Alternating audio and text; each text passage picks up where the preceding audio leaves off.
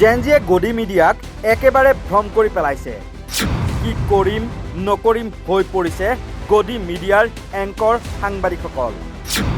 ঝাৰখণ্ডৰ ছাত্ৰ প্ৰতিবাদত গৈও হিন্দু মুছলমানৰ খেল আৰম্ভ কৰিলেগৈ একাংশ মিডিয়াই। देखिए फर्क क्या है, वहाँ थी बिरयानी जुनैद की बिरयानी, लेकिन यहाँ पर मंदिर से लंगर आ रहा है।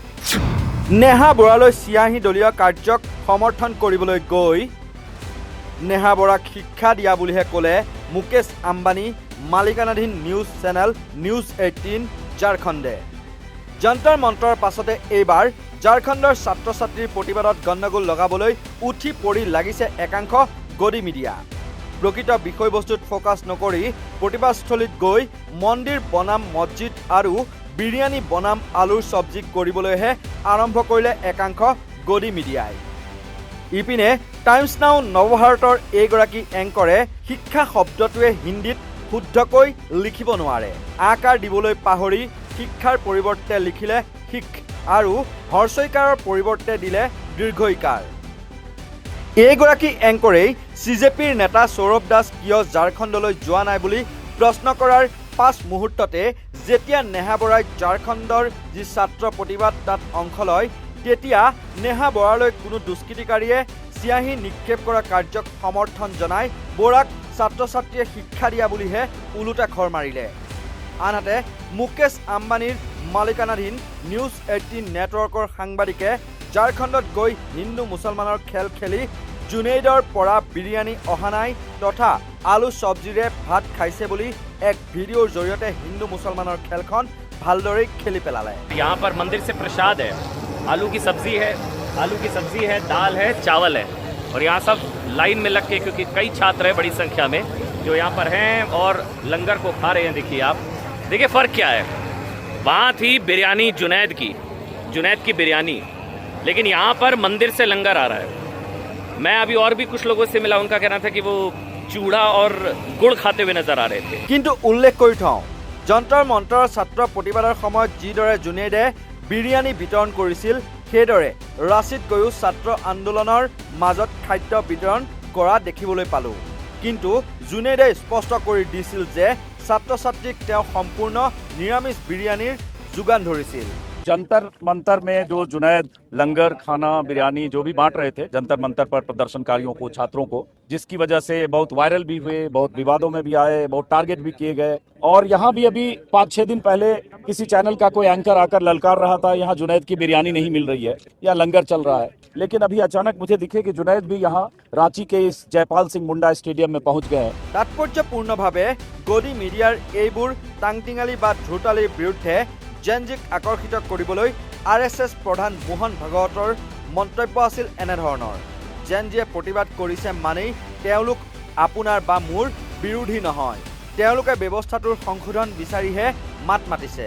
আৰু RSS প্ৰধানৰ এই মন্তব্যৰ পাছতে এতিয়া এইগৰাকী বিতৰ্কিত সাংসদ কংগনা ৰাণাৱতেও সুৰ সলোৱা দেখিবলৈ পোৱা গৈছে। মাণ্ডিৰ বিজেপি সাংসদ তথা অভিনেত্ৰী কংগনা ৰাণাৱতে জেনজি তথা নতুন প্ৰজন্মক লৈ নৰ্মদাৰ আৱৰ্জনা বুলি কৰা বিতৰ্কিত মন্তব্যৰ পৰা সম্পূৰ্ণ ওলোটাখৰ মাৰি এতিয়া তেওঁলোকক দেশৰ আটাইতকৈ ডাঙৰ শক্তি আৰু গৌৰৱ বুলি অভিহিত কৰিছে। जेनजी जो है हमारी सबसे बड़ी ताकत है और हमें गर्व है अपनी जेनजी। जेनजी जो है सरकार का हिस्सा है, उन्हीं का तो मैंडेट है, जो हमारी सरकार जो है इतने सालों से जो है, तो वो जेनजी का ही मैंडेट है।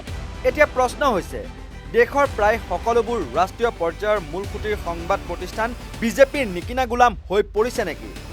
ৰাইজৰ প্ৰকৃত দুৰ্ভোগ সমস্যাবোৰ একাষৰীয়া কৰি কিমান আৰু সাম্প্ৰদায়িক বিষবাষ্প বিয়পাব এইসকল গদি মিডিয়া আখ্যা পোৱা ৰাষ্ট্ৰীয় পৰ্যায়ৰ মূলসুঁতিৰ সংবাদ মাধ্যমে?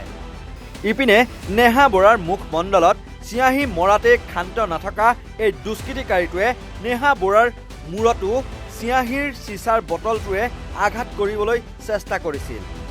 চাওকচোন এই দৃশ্যটো, যিদৰে বিজেপি নেত্ৰী এগৰাকীয়ে যন্তৰ মন্ত্ৰত অভিজিৎ দীপকেৰ ওচৰত গৈ চিয়াহী দলিয়াইছিল। ঠিক একেদৰেই বিজেপি RSSৰ এইটো দালালে নেহা বৰাৰ ওপৰত আক্ৰমণ কৰা দেখিবলৈ পোৱা গ'ল। মূল বিষয়ৰ পৰা ৰাইজৰ মন আঁতৰাবলৈ বিজেপিয়ে চিয়াহী দলিয়াটোকে চাগে এক অচিলা বা সুবৰ্ণ সুযোগ হিচাপে পৰম্পৰাগতভাৱে বাছি লৈছে। কিন্তু নেহাই স্পষ্টকৈ ক'লে যে এই চিয়াহী তেওঁলোকৰ সাহসে তেওঁলোকে কোনো ভাবুকিলৈ ভয় নকৰে বা কেৰেপ নকৰে आरएसएस के गुंडों को ये भी नहीं पता है कि स्याही का काम लिखने का होता है, फेंकने का नहीं। आप क्या छात्रों के समर्थन में बैठेंगे अगर आपको ये डिफरेंस भी नहीं पता है?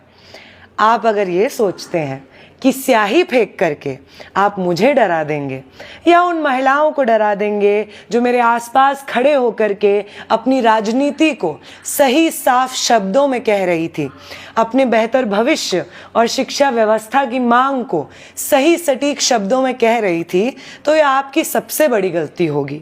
जो तानाशाह होता है वो सबसे ज़्यादा डरपोक होता है। বিজেপিৰ অন্য এক সংস্কাৰ এয়ে যে বিহাৰৰ নেতা পাপ্পু যাদৱৰ ওপৰত চুৰিৰে আক্ৰমণৰ চেষ্টা চলোৱা লোকসকলক গাঁৱত ফুলৰ মালাৰে আদৰণি জনোৱা দৃশ্যত দেখিবলৈ পোৱা গৈছিল, যি দৃশ্যই গণতন্ত্ৰ আৰু নৈতিকতাৰ ওপৰত ডাঙৰ প্ৰশ্ন উত্থাপন কৰিছে। ঝাৰখণ্ড আৰু কৰ্ণাটকৰ চৰকাৰে প্ৰতিবাদী ছাত্ৰ ছাত্ৰীসকলক মাতি নি শান্তিপূৰ্ণভাৱে আলোচনা কৰি সমাধানৰ পথ বিচাৰিছে, য'ত পুলিচৰ লাঠিচালনা বা দমন নীতিৰ সলনি সৌহাৰ্দ্যপূৰ্ণ বাৰ্তালাপ দেখা গৈছে।